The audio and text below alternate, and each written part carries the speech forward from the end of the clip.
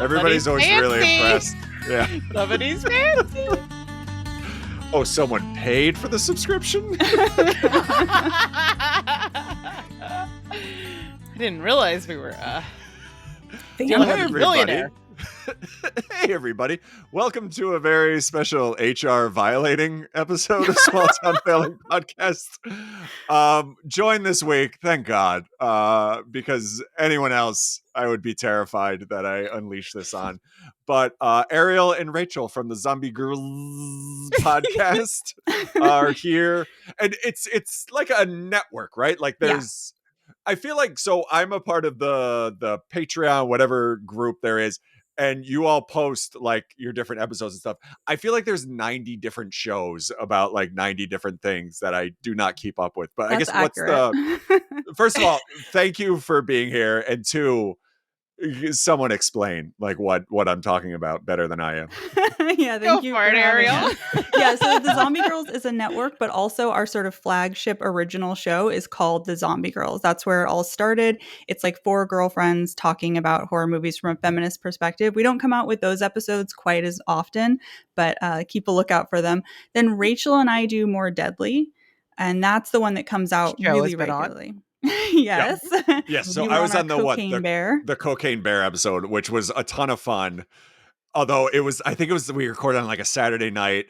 We ended up, I think the 3 of us, Rachel, probably you more than Ariel, got fairly well inebriated. Yes. I don't know what you're referring to. And the episode, I think, ended up being like 2.5 hours. And I just remember my poor wife, like Saturday night is usually our like, we have 2 kids. Saturday night is when we, start doing blow and God knows what else. When you live the cocaine bear like we enjoy, lifestyle. unwind. And I come upstairs at like 10 and I'm just like, this is a podcast. She's like, fucking asshole. Like, I will say I do have whiskey behind me. I wasn't for the vibe tonight, so it's there.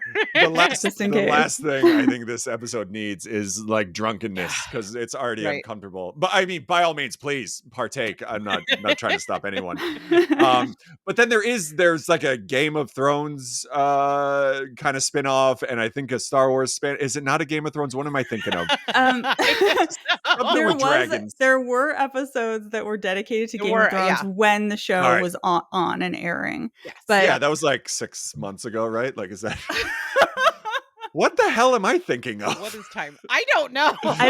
There's also the Untitled Nick Cage show where Rachel and our friend Larry talk about every single Nick Cage movie. They're going through his whole IMDb list one by one. Yep. Leslie and I just watched, like not just, but like maybe a month ago, whatever that one is with Pedro Pascal. That's not his name? Yes. No, you nailed it. The Mandalorian. It had The Mandalorian. Have you all done an episode on that? Yeah, we did it. Like we start at the beginning, but like when something new comes in, we'll like let it cut in line. So we did do that. What is The Unbearable Weight of Massive Talent? Yeah, that was a movie that we watched. Oh, you didn't like it? No, we didn't care for it. Oh, I'm gonna be honest, 100%, and you both can hang up now if you want to. Not a giant Nick Cage fan. Like what? Yeah, that's not going to be for you because it's very much for fans. Yeah. Like Nick Cage being Nick Cage while impersonating Nick Cage, which I get. Yeah, making out with Nick Cage occasionally. Yeah, there's a whole thing. Yeah. And then there is a Star Wars one, right? Like. That one is a YouTube show that I do with a friend, just like off the network, and I share. Yeah, I don't know, man. I have a huge gaping hole inside that I fill with creative content. I don't know. Well, speaking of gaping holes, let's talk about this movie. Wow, that's a transition. Where do I file my complaint? I really, in full honesty, I was not ready to jump into the movie, but I just felt like it was like too perfect. Too good. Yeah. Mm-hmm. So the movie that we're discussing this week is The Pass, which is written by one, I have his name right in front of me, Todd Tucker, or co-written, produced by Todd and his wife, Kandi Burruss of Real Housewives of Atlanta fame. Also starring Drew Sidora, who is a cast member for like the last 3 or 4 seasons. Kandi plays a role of Shay in here. And then there's a couple other folks that like kind of pop up in different roles in small that you kind of recognize from the show.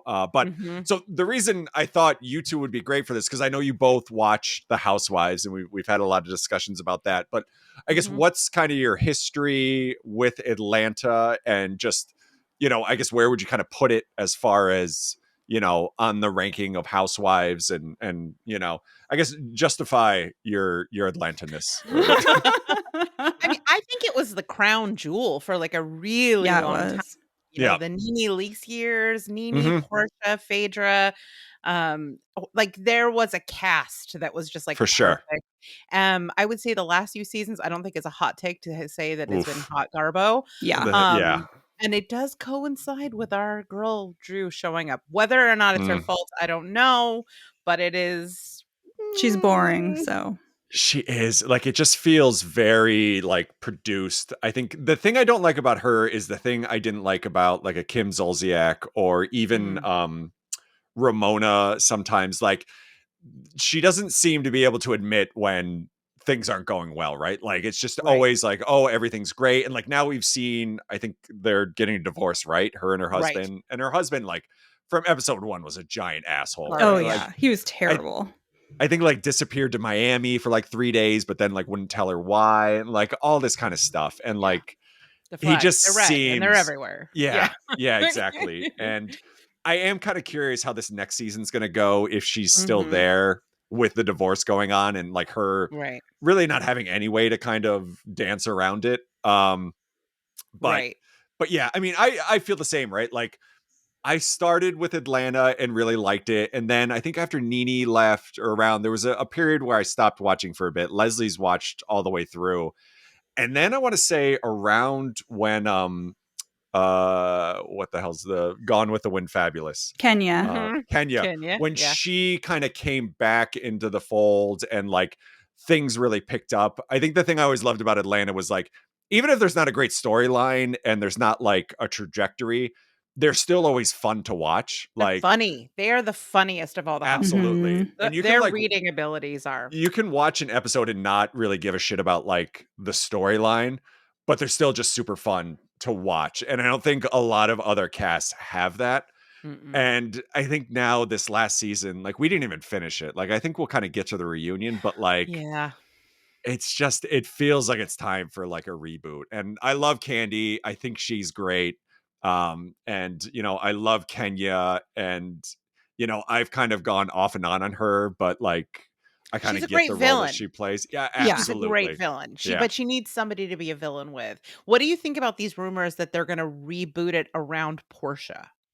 That could be interesting. Portia, I think, has had like an amazing sort of, I don't know what the right word is, but like, because it was that first season where she was like, you know, a housewife, and I don't mean that in a bad term, but it was very much like putting on charity events and like, and then all of a sudden, around, I forget when, like, she got into activism and stuff, and like all of a sudden she became like the queen of, Bravo. And like, I remember all the fans like loved her and like hoisted her up on a pedestal, and rightfully so. Like, I thought she's amazing. And even on the girls trip that she was on recently, like, she's so entertaining to watch. Yeah. Exactly. Like, I think she is kind of the perfect example of like, even when the story isn't great, she is just so much fun to watch, and she's hilarious. And yeah, I mean, I wouldn't mind seeing her come back. Phaedra, I think Phaedra's going to be on Dubai. Isn't that? Wait, really? Oh, really? Yeah. Oh, that's interesting. Because they had her in the last season as a friend of. I've never seen the Dubai one, so I think we watched the first episode and then couldn't really get into it, and then just because it was only on Peacock, right? Like, it wasn't on Bravo. Oh, weird. Huh. Interesting. Well, Phaedra's such an interesting character. It might be interesting. I mean, she's like a real life villain. No kidding. She's like a weird mastermind. Yeah. And I will watch her, but she's a devil. But she's not a good person. Yeah, I think that's the problem, right? Like, even like, I always remember those what was it, the maternity photos that she did where they were like French kissing with a pickle, and like, I forgot about that. Same thing. She is amazing and hysterical, but then she does such awful things, like not just like villainy things, but like life damaging, Yeah. Like, although look at Kandi taking it all the way to the bank with this movie. Right? Mhm. Yeah. So let's kind of get into that. And I guess we can kind of transition to actually start talking about the movie. So this whole thing is called The Pass. And I forget how long ago it came out, but there was this like Luke Wilson movie or whatever called The Hall Pass. Was Luke Wilson in it or Owen Wilson, one of the Wilsons? Whatever. I mean, pretty much the premise is that you and your significant other agree that you get like a pass to go do, whoever you want on an evening or whatever. Like, you pretty much agree to have an open relationship. And the funny thing is that there's always been rumors, right, about Kandi and Todd, kind of going outside and like having an agreement. And like, by all means, like if that's what they're comfortable with and like that's what they want to do, like that's their thing. But this movie felt very much like anyone that has judged them was like, this was written specifically to be like, no, see, this is totally fine. Like, this is what's good. Right? And like, there's kind of a villain mother in this that reminds me a lot of like Kandi's mom. Yeah. And like, it but then was also like the Todd and Ms. Mama Joyce dynamic between them all. 100%. Yeah. Mm-hmm. So I guess let's talk about Kandi first. Like, what is kind of your take on Kandi? Like, I've always enjoyed her. I think she's not the most entertaining cast member, but she's a good, like, almost like a Bethany Frankel was in New York, like a hook to kind of bring everyone together. Like, you need like the straight man, right? Like you need somebody to root for, a normal amongst the group. Like you do need that person. There's an anchor. Like you need a good villain. You need there is to have like the perfect alchemy of a good housewife cast. There has to be someone relatable, and she's totally that person. Like you always feel like she's on the right side of history about things, and she's so smart and she's such an amazing businesswoman. And then she, like, unlike everybody else, will show all the parts of her life, even the bad parts. So I actually think Kandi is a great housewife, and I always root for her. I always root for her. Yeah, I agree. Ariel, kind of your take too, or? Oh yeah, I mean, I've always loved Kandi. She's she's entertaining, even though she isn't the one usually that's in the middle of the drama. Except the whole Phaedra Portia debacle. Yeah. She was definitely right in the middle of that. But usually she's like, the voice of reason, but also she has really good takes on the, when she's talking to the camera, whatever the talking heads, she's always really funny on those. Yeah.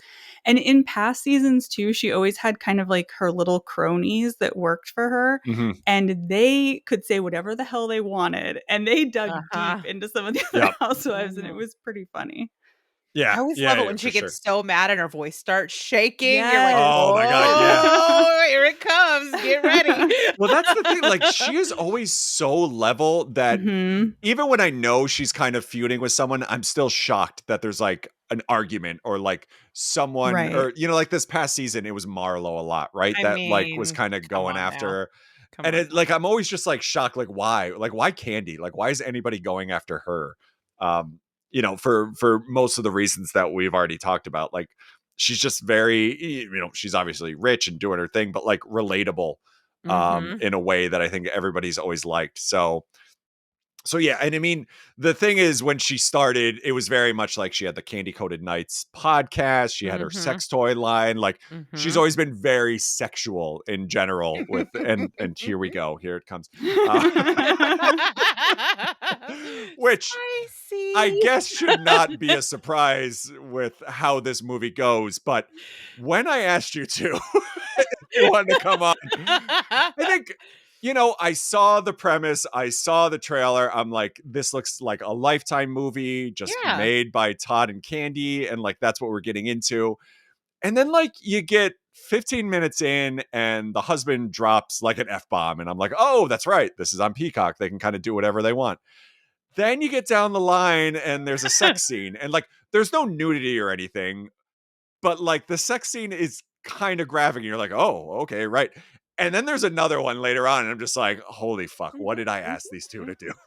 Yeah, they just start coming fast and furious after a while. Pun intended. It's like, Texas Chainsaw Massacre, like in your head, you think it's like really violent, and you go back and watch it, and it's like almost bloodless. Like, this is the sex version of that. Yeah. Like, you don't see a nipple, but I feel like I gave someone a pelvic exam. There is So I don't want to, spoil too much, but like the last sort of sex scene in the movie, I was just like, holy shit. Like, is this like just about to like go completely off the rails? And like to your credit, like, or to your point, like it doesn't, but 100% it feels. I know you had a hand in the script, so like you're 100% right. Like it feels like I saw a lot more than I probably did. And I think it was more just the shock of like all the movies I've watched for this podcast and had people on. And like Leslie and I were joking about it today. Like, thank God it's like you two or like, someone that I knew. Yeah. Like I just think about like if I had, because lately we've had like a handful of folks that have been on for the first time. And like, imagine if I just asked some rando, like, Housewives podcast that I've been, thinking about asking on to come on. And then it's like this, and it's like, oh, geez, Joe. It's a tonal shift. I can think of your podcast as being extremely wholesome. It is. Family friendly. So this is definitely Small Town Failing After Dark. It's a line for sure, but I did like, it did come into my head that like, there probably are people that listen that are, traditional Hallmark fans that just like the banter, and like I appreciate it 100%. And then like they might throw this on and it's like, oh, this is going to be the next episode. Let's take a look. And it's just like, dear God, like what's happening? It's spicy. So it was a real journey. So Drew, we've already kind of talked about, but like I was surprised to see her in kind of the leading role in this. And two, she's not bad. Like I actually think the acting in general in this movie is nothing that's gonna win Oscars, but like soapy, very soapy. Yeah. Oh, for sure. But she holds her own, and like I actually thought she was really good in this. Despite my issues with her, so I was kind of surprised from that standpoint. I guess what was kind of both of yours takes on her? Yeah, I mean, I actually don't think she was really great, but I think that shots fired. Shots fired. I just maybe I don't know about great. I should say.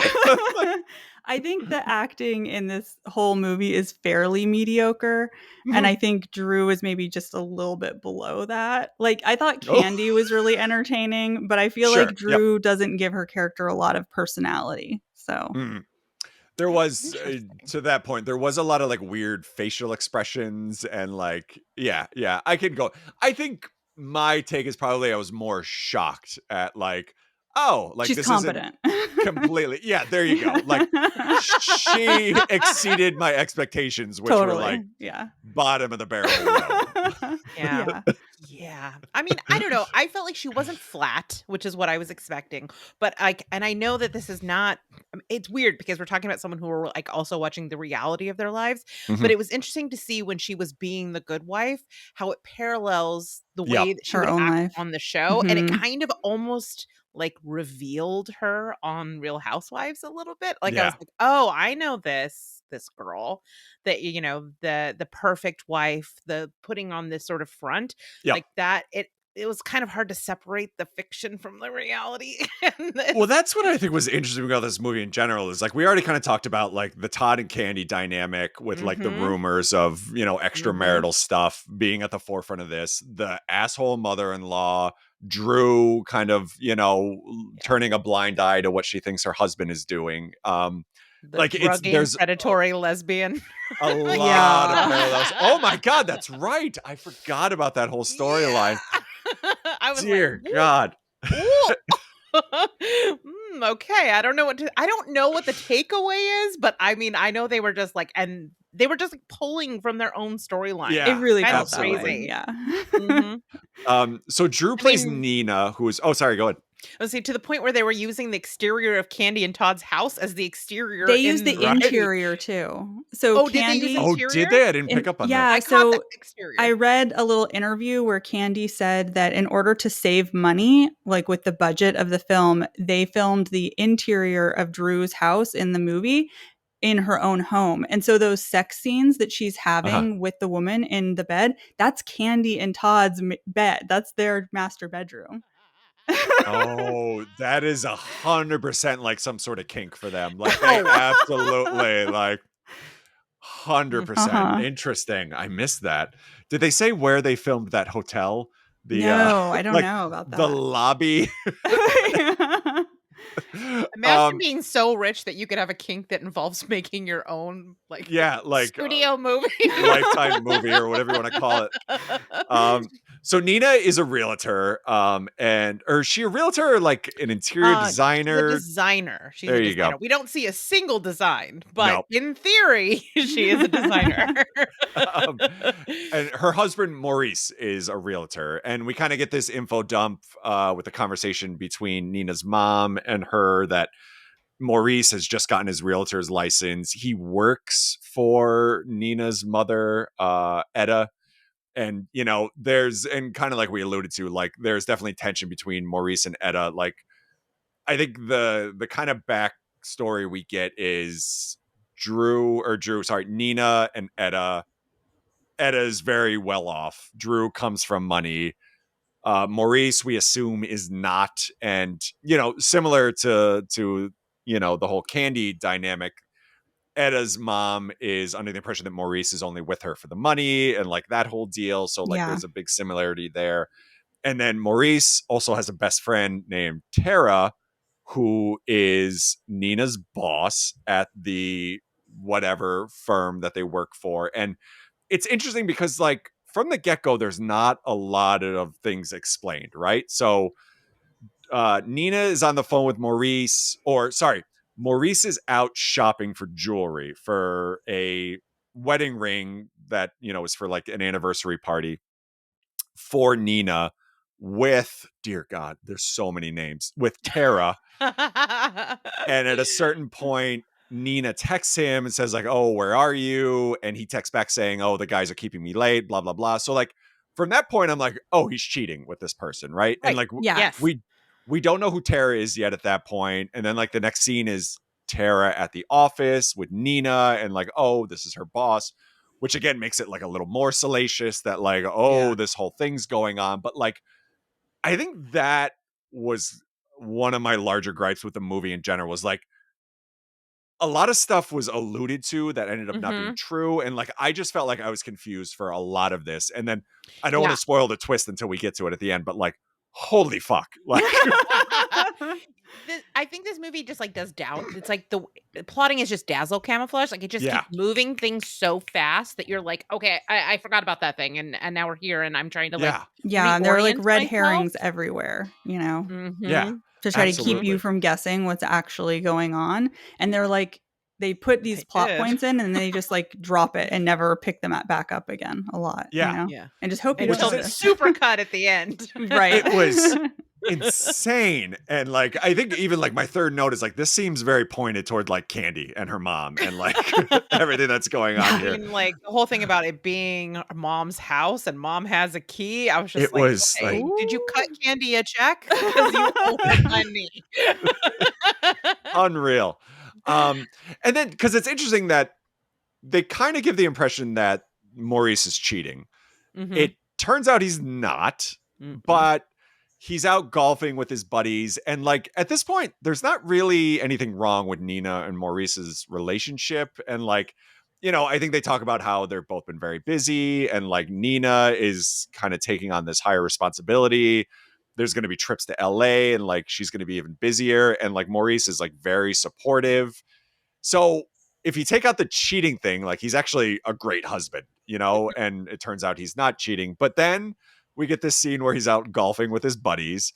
And the one guy is talking about how his wife, which turns out to be Kandi, who plays Shay, gave him a hall pass. And like, that's where they explain like this whole idea that like they can go out and do one thing a night. And like, they set up all these ground rules and stuff. So Maurice, I don't 100% understand why, but like comes home and like, hey, this funny thing happened today, right? And like explains it. Right. And of course drops the like, isn't that crazy? Unless it's something you might be interested in. Like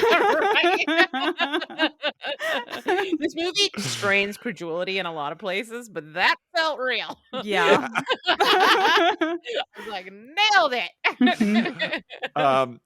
And, they don't take it any further at that point. But then Nina's out to brunch with Tara and Shay and, a handful of other people kind of talking about like, hey, your husband told all the guys about this hall pass. And Shay, who, again, played by Kandi, kind of explains and blah, blah, blah. And, I think at that point, Nina kind of thinks like, okay, fine. Like, let's give this a go. And goes home and kind of just gives the, green light to Maurice to do his thing, right? Right. Did we all feel like that happened real fast? That she like did a full about face? Yes. You're a married person. Yeah. Can you imagine that scenario happening? I could never. Great.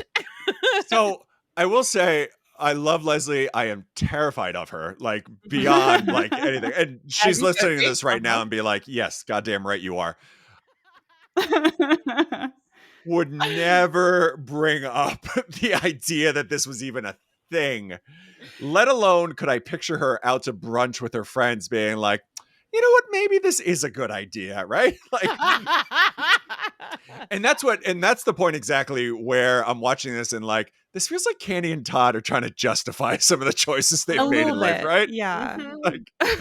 Like, because everybody in this movie is 100% fine with this, right? And, and again, we'll kind of get to the ending and why that may be, but like, at no point is there a quote unquote voice of reason that like, hey, maybe this shouldn't be a thing that's happening, right? Right. Yeah, there's some definite gaslightery occurring in this scene. For sure. As I was watching, I was like, I understand we're trying to push this plot forward and we need to get to the past part, but this feels like there should be like some pushback. You know, a little pushback, a conversation, like a more intimate conversation with a girlfriend where she like unpacks it and decides she really wants to do this too. But she just goes and's like, yeah, let's do it. But only you do it. I'm not going to. Like, that doesn't feel real to me, that she would just all of a sudden about face like that. Well, even because I think Shay makes a comment during the conversation at brunch, right? Like, oh, I didn't, end up. I think she said like she made out with a guy or something, but she was like, oh, I just did it because I wanted him to leave me alone for a night, which again feels like an insane reason to like open up your marriage. But, again, Kandi, I don't know. So then what do we get? So she agrees to do this and gives him the pass. They come up with all these ground rules, like no friends, no neighbors. It's only one time. You can't do it in the house. No gifts, blah, blah, blah. Like all this. And then she kind of goes off to LA, right? Or is there, there's like this dinner that they all get together with, I think before that. And this guy out of nowhere, which we kind of get an explanation later, just starts screaming at Maurice, right? That like he ruined his sister's life and all this, but like we really don't understand why. That was a weird scene to me, like super weird. So I think I was the first of the three of us to watch this movie. Yep. Yeah. And I didn't know what I was getting into because I didn't even bother to read like the description on the movie. I just hit play and I assumed like Joe has asked us to watch this film. It's going to be excellent. No, this is obviously going to be heartwarming and enjoyable. So I'm in. I thought it was going to be like a rom-com. Maybe it was going to be like The Best Man, like that series of movies, but it was not. And when that scene happened, it was such a huge tonal shift because I feel like in the beginning there are spots where it's trying to be a romantic comedy. Even that scene where the guys are talking on the golf course feels very romantic comedy to me. But that scene like is such a hard left where it like the music, the way it's filmed, everything about it is a complete tonal shift. It's bizarre. It was a bizarre choice. My note nobody is brings this guy. up. They like rush her into the car dropped. and that's nobody talks about it again. What's it? And not only that, but like the next scene is them back at the house and Maurice is like bleeding. So like we get the impression that there was an actual fight, but like the way it was cut, it looked like they just went and got in the car and kind of went on their way. But then they get home and she's like icing him up and like stuff like that's what I'm talking. Like there was so much kind of left out. Yeah. And the movie's like an hour and 40. Like it's not short. No. So like what they had to cut like plot beats so they had room for all the sex, that's the important part. so yeah, then this trip to LA happens and it's Nina and Tara, her boss, that go. And I'm not 100% sure what the purpose of the LA trip was, right? Like I assume to meet potential clients or something. Well, she had gotten some big contract with some big star. Yeah. And I kind of want to see the hour and 45-minute cut because I want to see how that business meeting went, considering where we end up at the end. Right. Like, how did all that? I need logistics. I want to see There's an paperwork. X-rated version of this somewhere that has that business meeting. And, and it's currently playing on Todd and Kandi's ceiling. In So Tara and Nina are in LA and Maurice is back home. And the idea is like, all right, I'm going to be gone. This is when you do your thing, Maurice. So we'll get back to him. But Tara and Nina are in LA at the hotel. Apparently there's been their meetings, whatever, drinking. Drew is getting pretty well hammered. There's this guy at the bar that she ends up talking to. There's grinding going on and dancing. And like, she seems very inebriated at a certain point. Yeah. So the assumption is that Maurice is back and we get these clips of him at a strip club, talking to strippers and all that fun. So her name the idea is like, Ice. That was Shamia, right? Yeah. Yes. Yep. Who has been on Atlanta as well. So he's back there kind of talking about, and I guess he has a specific stripper, this one you just mentioned, that he is going to, have his thing with. She ends up kind of disappearing at the club and like they never end up connecting. But Drew, on the other hand, is with this guy on the dance floor doing her thing. And then they cut to the hotel room, right? And, they're kind of, the shots are making it look like she's having sex, which she is. But then the twist is, and I don't think I'm ruining anything here if you're, haven't watched the movie, but her and Tara are enjoying each other's company in the hotel room. They sure are. So Tara had kind of alluded to earlier that like, oh, she, enjoys men and women. And like, even in, I think one of the earlier scenes where her and Drew were talking in the office, like there seems to be like sexual tension between those two. She was flirting with her a lot. 100%. But then, so Drew, or I'm going to keep calling her Drew, but Nina in this movie, she's the one who enjoys the hall pass and enjoys it, with great vigor. Very vocally. But the issue here is that she's broken the rules, right? There can't be any friends. And, Tara's good friends with Maurice, like pretty much best friend.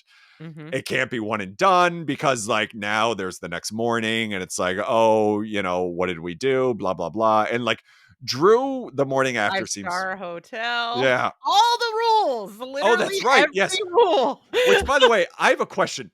Yeah. One of the rules is no 5-star hotel. It has to be 3 and under. Like, I've stayed in some 3-star hotels, but like, you're pretty much demanding your significant other is potentially getting bed bugs, right? Like, literally my thoughts. I was waiting for a pause to be like, you want to, maybe the STI situation is under control. Infection shall spread in the bed. Like, all right, maybe no 5, but like, what about 4? Like, give me a 4. Do you have to check the bedbug registry before you take your pass? Like, and I mean, I get any hotel can have them, but it just feels like you're really like that rule. I think was the one that both Leslie and I were like, what the fuck? Like, why? Like, let me at least enjoy some nice sheets or whatever. Where the hell was I at this point? So so she goes back home. She doesn't tell Maurice about this, which I think technically falls within the rules, right? Because like there's not supposed to be any questions after and blah, blah, blah. I think at this point she assumes that Maurice has done his thing, but then we get this scene where like Drew is trying to fall asleep, or I think it's the morning after she gets back and like she's hiding her phone under her pillow and Tara is texting her like a picture of her ass, I think, and says like, I can't wait for you to like unwind again or something like, so already the rules are out the window. And now like, this is kind of the rest of the movie, right? Like Tara and Nina trying to hide their thing and like Maurice kind of coming around and like all this, man. And like, this is where like just things go off the rails even more than they already had at this point.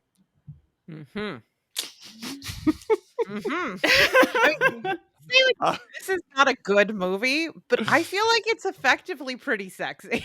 Oh, it's a hot movie. Yeah, it is. It's a horny movie, and it's entertaining too. Even though it's not great, 100%. I was entertained. Like, I didn't stop watching it. I was not bored by it, you know? No, absolutely not. And then like there's this scenes with like Tara and Maurice kind of talking, and like she helps him pick out the ring for the anniversary party, and like there's like weird things alluding to that like Maurice may know about this affair, and like you don't 100% know what's going on. And then the spades game comes. Oh yeah. Because I forget, after this point, has Tara already slept with the assistant?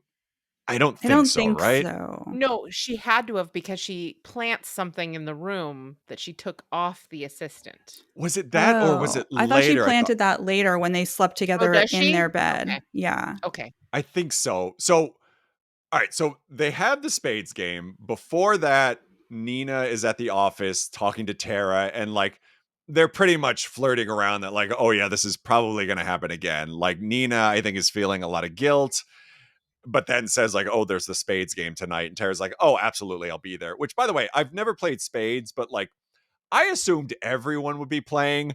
It's a 4-person game. Is that what it is? Because you have 2 teams that play against each other.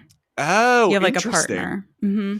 Because there was like the 4 husbands were sitting at the table, and the women were just kind of circling around, and I'm like, is this what this game is about? But then Tara gets dealt in. Like, it was very confusing. So at this point, Nina is kind of like, justifying in her head, and then starts talking to Shay.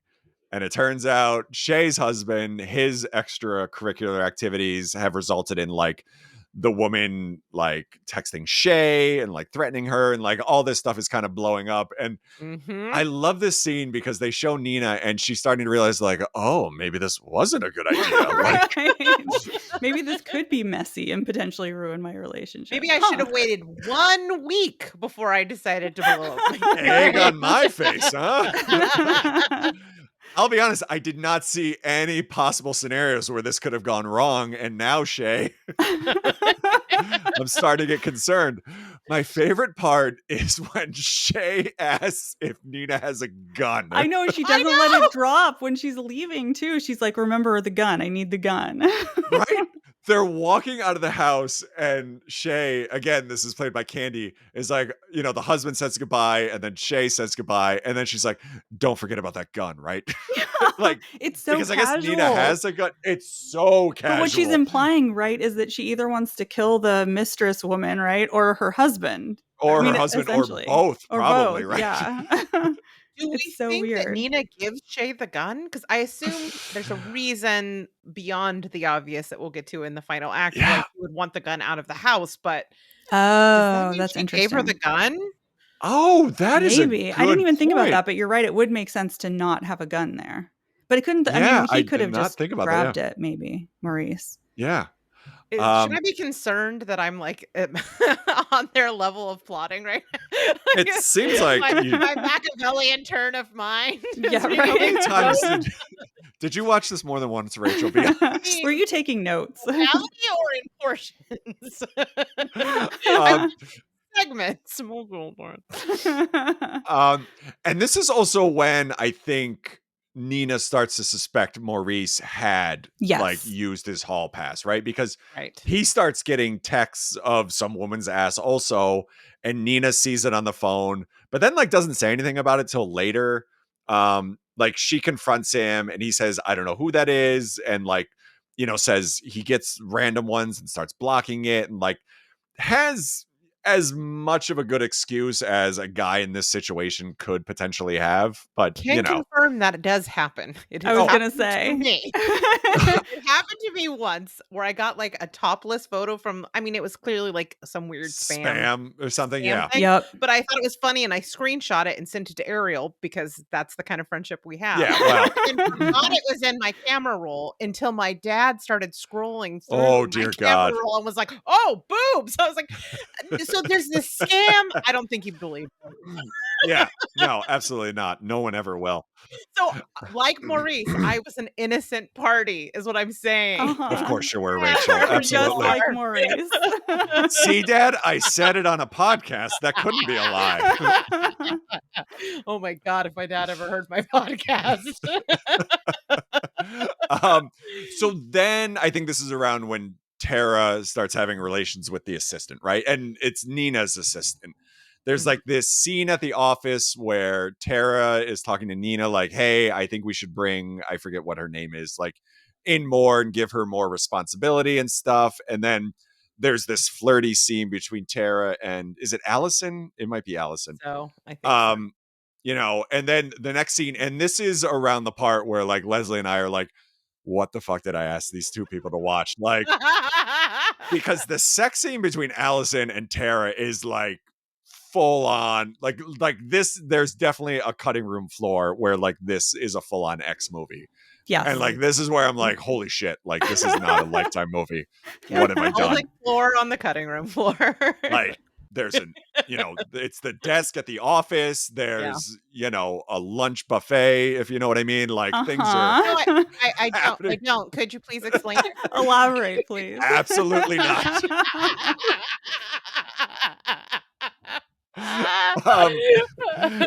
And then there's the anniversary dinner, right? Like that's kind of the next thing. Which, by the way, is that another euphemism? There's a lot of dinners. The exterior is Kandi's house, right? Like I think you both picked up on that. The song that's playing before they show the interior, I swear to God, was the Peanuts Christmas song. That like, oh, really? Like, and like both Leslie and I said it at the same time, so like it couldn't have just been me. That's like, so weird. What an odd choice. Even if it's not, but it just sounds remarkably like it. Sounded That's just bizarre. like, because I was like, wait, is this supposed to be Christmas? And then Leslie picked up that like I think one of the texts or something said March earlier, and I'm just like, what the hell's happening? And they were like, oh, this is the anniversary dinner. Like I guess that's like a random piano song that they found, which completely threw me off. And this is where all the guests talk like wah, wah, wah, wah. It's all just like and this is where we start to get hints that like Tara has some sort of involvement in this, right? Because this is where she hides the underwear in Drew's bed. It's weird because this scene almost feels like Macaulay Culkin setting up the Home Alone house where like she's prancing around like putting underwear under things and like putting a condom wrapper in his jacket pocket and like, you know, doing things all over the house. But she's kind of setting this up so Maurice is going to get caught for whatever he did or didn't do. And then we start to get these scenes where Nina is daydreaming about Tara now. And like, so this is the interesting thing. Like Tara is obviously playing a game here, but like Nina seems to be like really catching feelings and like, to the point where there's, and we're jumping ahead, but I don't think it matters. Like she pretty much confesses her love to Tara at one point and says like, I can't stop thinking about you. Like I'm willing to do anything to make this work. Like, she says she'll divorce her husband so they can be together. Yeah. Like she is full on. Just like, that's dope. It's going Deuces. off the rail. Like, so it's interesting. One of my notes too is that, and if that was Kandi and Todd's real bed, I felt like that was a queen size bed. It was not a large bed, which concerned me as well. That like anytime in a movie where there's a couple and it's a small bed, like that just takes me out of everything and upsets me. Yeah. Would you be shocked to know that I sleep in a full? That's insane. I don't even sleep in a full and I'm single. In a full. How is that possible? Like, you know, like that. If we didn't have a king, I don't think we would still be married. Like, and Leslie would agree. Like, there's just a full. That's no. That's crazy. Not. If I could fit a California king into my tiny apartment, I would sleep on that all by myself. That would be amazing. A full? Yeah. That's crazy. For two people? No. Never. I just don't see how that's possible.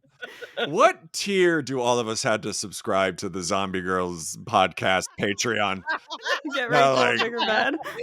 We can my bed, please. like save your relationship because this is not going to last. I'm sorry.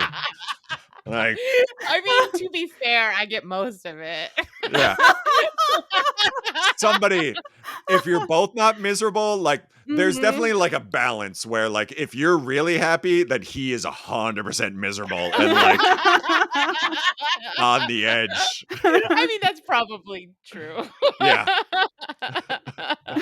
So what I'm saying is it's working out great. I don't know what to like. It works for me, whatever. It's not a 50-50 thing. I'll tell you that right now, no matter what he says. So this is like things just really spiral at this point, right? Like Nina and Tara, I think, have sex a few more times. I think there's another scene with the assistant. Like things start getting more and more progressively graphic. Like to the point, like this is, I think it's the last one where I thought we did see Tara nude. Like we didn't, but it got like parts of them nude, but not like a whole person. Like, in spirit. Yeah. In spirit, I felt at one with her nudity in spirit. Like I think there's a thing like they're kind of like doing hand stuff at the office like while everybody's like walking around the office. And this is where like Nina confesses her love and Tara just like pretty much blows her off. Yeah, and she gets up and leaves. Yeah. And at this, I think Maurice is also found out, right? Like that, like something's going on, or like I feel like we don't know that he found out until he serves her papers. She gets served at the office, right? Like, yeah. And again, like my major complaint is just like how kind of loose a lot of this is, and we're just kind of left there to like put it together. Yeah, because there's no scenes of him like finding stuff or talking to anybody about it, or going to a lawyer's office or anything. And I guess we know why that is later, but it does feel very abrupt in the context of the movie. There's that ominous line where he's like, I just want to remember your face right now. Yeah, like, that's true. You're about to get murdered. It's like, creepy. Let's get this shit booked because you're about to get murdered. So she gets served. And then we kind of get all these scenes with the lawyers, and her lawyer is played by someone that's also been on the show. There you go. Yep. So she was on Atlanta as well. And then there's, the conversation with the lawyer. And my favorite thing in the world is Nina tries to explain that she had a pass. And that's why. I know, to the judge. And the judge is just like, well, what the fuck does that mean? So she's explaining the pass, and then all of a sudden, who is it? Maurice pulls out the video, right? And there's a video of Tara and Nina having sex, and it's pretty much just like, oh God, what do we do? And they're playing this video, and you're hearing all the sounds. Nina's mother is sitting right next to her during this whole thing. And they just keep it going. Like, oh, she doesn't like pause it when it comes to her. They just like let it go. She sits there and watches it for a little bit, and she's like, yeah, that was a good time. Like, worth it, I guess.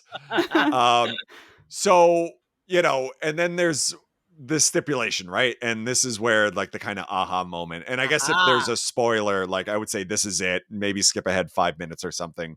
But the stipulation in the, prenup was that extramarital stuff, everything's out the window then, like, and he gets 50% of everything. And as we'd kind of set up, Maurice or Nina's mom had always suspected that he was there just for the money. Turns out she was right. Because the twist we get is literally everybody else in this movie is in on it. Yeah, every single person. Yep. Shay, played by Kandi, I think was the assistant in there, like Tara, 100%. Like there's a few other women that are like at the brunch and like at the, some of the events and stuff that have involvement, but like they don't, play a huge part. But like Shay and her husband and Tara and Maurice are all in on this. And what the idea is that they are gonna get her to cheat, have a video of it, and then get half of her, which would also mean her mother's everything, right? Because I guess there was like a trust fund or something they explained. And we get this scene at the end where it's all of them standing around talking about this, and it's a bit of an info dump. and they jump back to like specific scenes. It turns out this has been a 7-year plan. They have been married for 7 years working on this thing. And like finally it's come to fruition. And they're all just like kind of standing around like, oh, we finally made it happen. Can't believe it took 7 years. And you're just left there like, what? 7 Like, years? Right. Because, and that's when they got married. They had to have known each other for at least a little while. And there had to have been planning before that. Like, what have they been doing this for like 9 years or something? And I think they get 9.5 million, I think is what it says at the end. But if you split that among all those people. Between like 9 of them. Yes. So and divide that by 7 to 9 years worth of work. It's not that much money to do all of that. Time spent.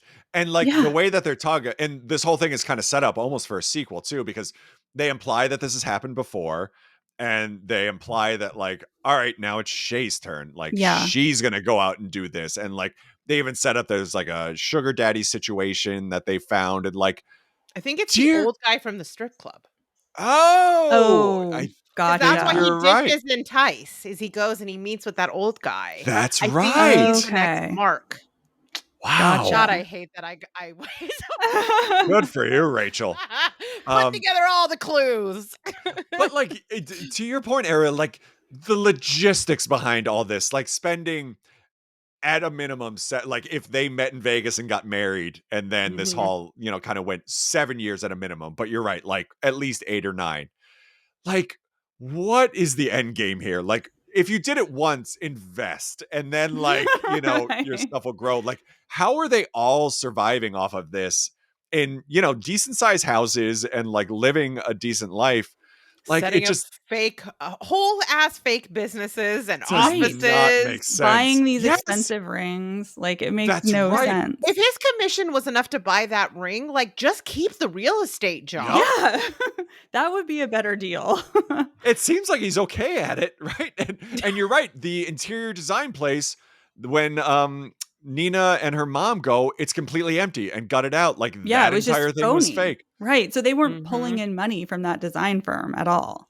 Dear God. Like the more you look back at it, the more insane it sounds. And then they do kind of jump back and like, it turns out the guy that confronted them at the restaurant, like Maurice had been with his sister and kind of run this scam. Right. And like, you know, you get all these other things where it turned out Tara had actually slipped something into Nina's drink at the hotel. And like, that's what kind of, you know, like, apparently. Yeah, like, yeah, that's where the whole like predatory lesbian trope comes in and becomes a little icky. It's not great. Yeah, it's not great.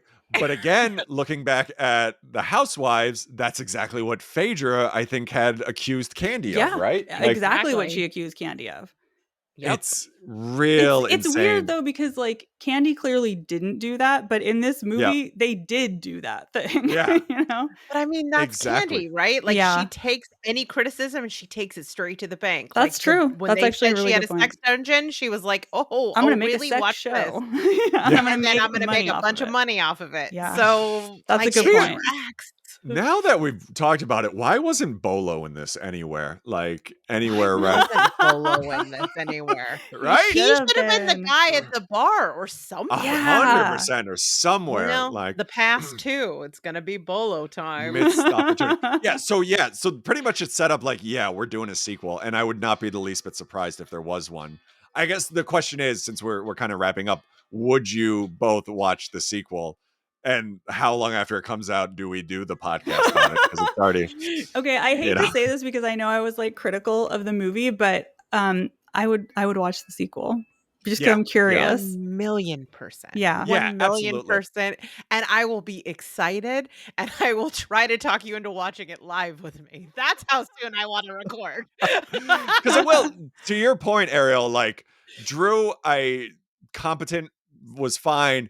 Kandi, I thought was good. And I think if she was kind of the lead in this, or like the next one, if she's the lead, like I'm all in. And especially knowing the bonkers, like nonsense I'm about to get into, like I feel like it could be a lot more fun. Like, especially now that we're in on the scam kind of too. I think it could be interesting the direction they go in.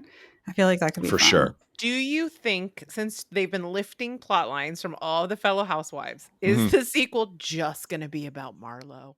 Oh, because of the whole someone's ex-con gonna get thing, cut. sugar daddy. As someone pointed out, Marlo has one of them chairs that goes up the stairs for old people. Right. That's Right. right. That's what Kenya said. And isn't like the whole thing that like her billionaire baby daddy was Ted Turner? Something like What? that. Oh, that I have not heard. Yeah, like real Wow. She was rich his mistress. guys. Interesting. Mhm. Good I for don't know. her. Allegedly. No. Confirmed. 100% confirmed. All right. So before we get into thumbs up, thumbs down, or whatever rating we do here, you're happily ever after, which makes zero sense in this. But like, who from this illustrious cast could you see yourself riding off into the sunset and, spending the rest of your life with? Oh, geez. Yeah. That's a head scratcher. I get that for sure.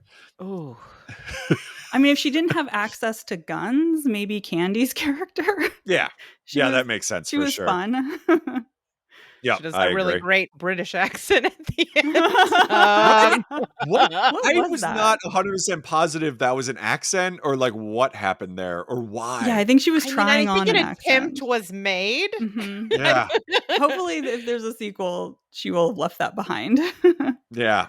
Can I pick Nina's mom? She feels like she has her shit Etta. together. Yeah, Yeah, and she's for sure. rich. I think keep you. She'll well, get you that king less size so. bed. Yeah. Although she was like, even outside of her opinion of Maurice, which turned out to be 100% accurate, like there was that scene where she like shoves Nina aside to like do the chili and like, Right. I don't know if I could deal with that. I don't know if I could. Adonis. I'm picking the guy from the bar. Yeah, well, there you go. That's not a bad one. I'm just looking at the cast list like, no. Okay, here we go. Yeah. I think if you're living in this movie, in this cast, like I gotta go Tara. Like just go full on freak mode. Like just, Sure. Yeah. she's gotta be Makes a good insane point. and like, But I'm apparently gonna she's be, good at what she does. You'd have a lot of orgasms. I don't know. It Wouldn't be too seems like bad.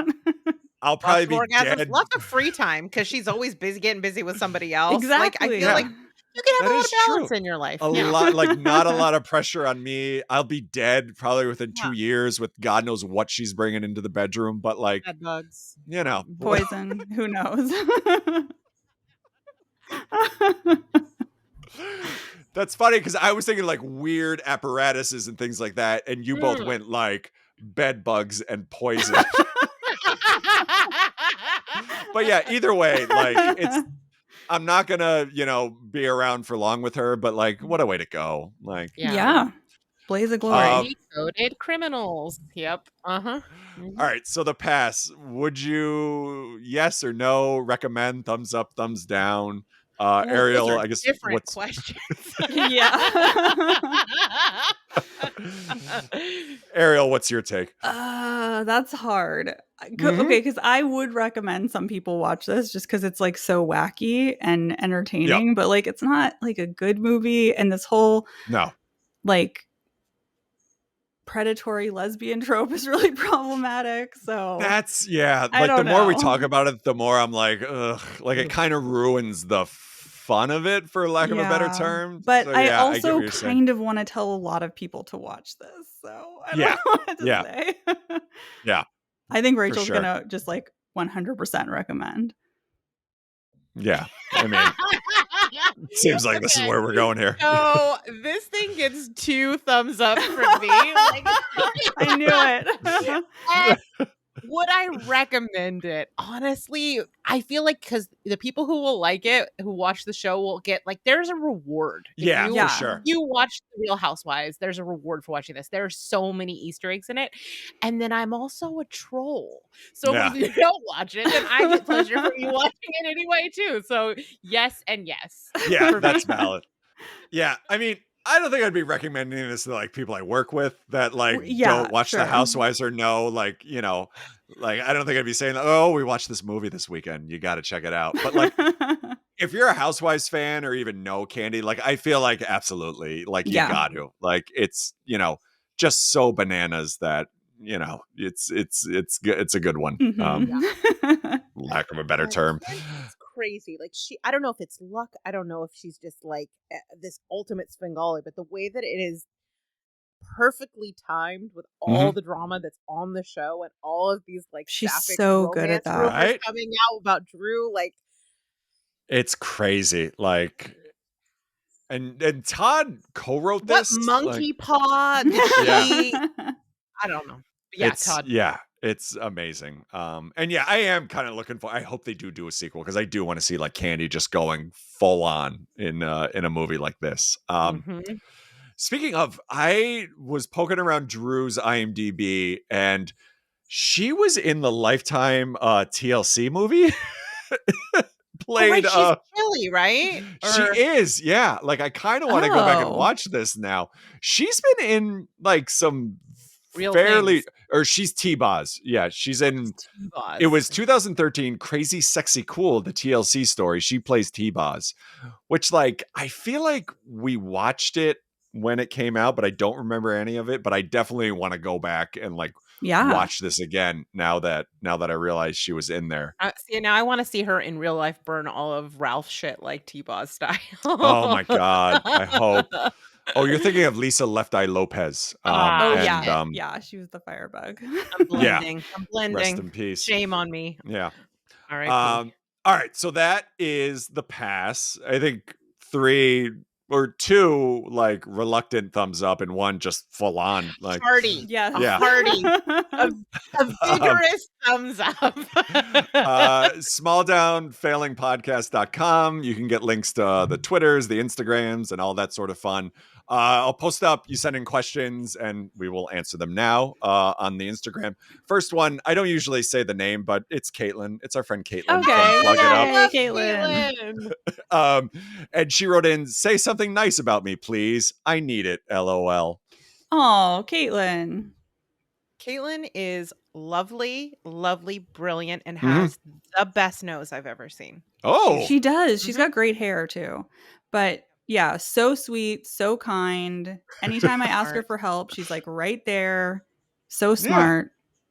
Not a single grammatical error in the question too. Technically, it was not a question. I don't mean to take it away, but you know. But yeah, no, Caitlin's great. And next one, which celebrity death has hit you the hardest this year? And I felt like this was pointed at me because Jimmy Buffett has, you know, passed away on or the day before Labor Day. And being a 45-year-old middle-aged man in the suburbs, like Leslie, like legit upset. And, you know, I think when you get to this age and you see an old guy on stage and he just sings for an hour, then he goes fishing for like 3 days and does whatever, you're like, that's the dream. And like, you know, now he's gone and it's real sad. But there's been a bunch of others that I probably can't think of. So I don't know. Anyone hit close to home for all of you? I got one. Paul Rubens. That one was. That one was hard. I mean, like that's a big childhood favorite of mine. Yeah. Like I love that he got a sort of a renaissance later in life because it was such bullshit the way that he was treated. Like, that one was rough and it came out of nowhere. Yeah. And it came on the day that I was moving, which was already like a shitty day. And then Paul Rubens died. Yeah. Yeah. That was that's a one. bummer. Pee-wee. That one was real sad for sure. Yeah. So do you have a lifetime one that hurt the most? Oh God, I don't know. I'll be honest, like, and all kidding aside, like Jimmy Buffett really is like what I put him up there with like a handful of folks like Steve Martin and Martin Short, and I think like Tom Waits and Neil Diamond and Billy Joel. Like when they go, like that's gonna be a tough one. And Jimmy Buffett, I think especially like since we've moved here and like we listen to him a ton, and like I think we just find it super relaxing and fun. And like we were supposed to see him in concert a couple of years ago and then ended up not being able to go for various reasons. And then he was supposed to come back, but he got sick and like we never got to see him. Like it was a very big, you know, it was a rough one for us. But That's a hard one. That's a fun question. Thanks for sending that one. Yeah, for sure. And then the next one, which I'm not sure if this one I get, but I'm a little older than you. Not really. What's your favorite Emmanuel movie? And I don't know if you know what these are, but there was it was like a series of similar to The Pass on Cinemax, which I think is why they called it Skinemax. There was like Emmanuel in the desert, Emmanuel in space, Emmanuel in Africa, like all these different ones. I had cable when this was on, so I don't know. I don't think I ever saw him. I just remember seeing a Emmanuel in space title, which I just assume would have been my favorite because at a certain point you jump the shark and that's where you go. I always just associate with Cinemax with Shannon Tweed. Do you remember? Oh, Shannon yeah, Tweed? for sure. Like I didn't have cable, but I would stay the night at other people's houses, and then people would fall asleep, and it was still on, and I would just be like, "Very still, no one wake up. I want to watch Shannon. Watch her get it on." And then I found she's married to someone from Kiss, and I was like, she's married to, they're not married. I think they're in, whatever. What's his name? Gene Simmons. It was in there, it was rattling around in there. Yes, Gene Simmons. Because they had that show for a while too, right? Like, I forget did. what it was called, but he had a reality show that followed his family. Yeah, I think it was like after the Osbournes, like they tried to make something out of it. He seems like a real scumbag. Like, he sucks. Yeah, Gene Simmons is the worst one. So yeah, that's questions. Again, Small Town Failing Podcast. You can get links to the cameos. smalltownfailingpodcast@gmail.com if you want to send in a question or something longer form. I'm sure I'm forgetting something. Oh, iTunes and Spotify reviews. Thanks to everyone that's done those. Ariel and Rachel, where can everyone find the Zombie Grrlz podcast and all the fun magic that's going on? I mean, you can find us anywhere you get podcasts. It's spelled GRRLZ, which is why Joe says it such a funny way. Just a great way. Yeah. I love it. ZombieGrrlz.com. You can find us there. And we're at ZG Podcasts on X. No, we don't say that. Remember Twitter. We decided. It's just Twitter from now on. Twitter. Yeah. And Instagram and you guys Threads. are on the Threads. Yeah. Yep. And how's Instagram. the Threads going for you all? Because I felt like there was this fine 5-day movement where we're all just like, yes, we're getting there. And then everyone's kind of like, but then nobody left Twitter. So it just is like, now we just have 3. It's annoying. It's because of the weird algorithm. Like I follow all the people I'm interested in. I just don't see anything.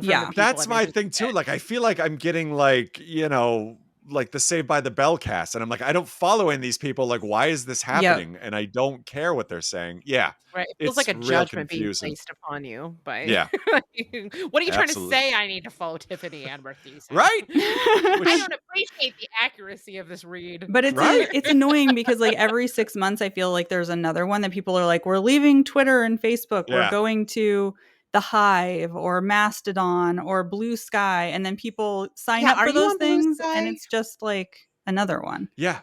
I feel like I discovered what Mastodon was and then finally figured out how to sign up. And that's when like everyone's like, oh yeah, we're not doing that anymore.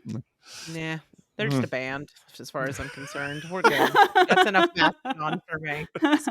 That is always when Leslie makes fun of the music I listen to or like tries to pretend like she cares. She always talks about, oh, Mastodor. They're my favorite. Like, that's the one. It's like a running, I love them. They're my favorite. Yeah. Oh my god, I want to like make you a T-shirt now that's like like the tree branch font that just says Mastodor. Mastodor, yeah. Ariel and Rachel, thank you so much for coming on. Thank you for not. I mean, there's no HR or anything here, but just in general, thank you. Because this could have been a lot more uncomfortable, but no. I did my best. I tried. Always a pleasure. And by all means, whenever the second one comes out, we'll figure it out for sure. Done deal. And yeah, I think that'll do it. I don't know what we're talking about next time, but it'll be something wonderful. All right. Thanks, everyone. Bye. Bye.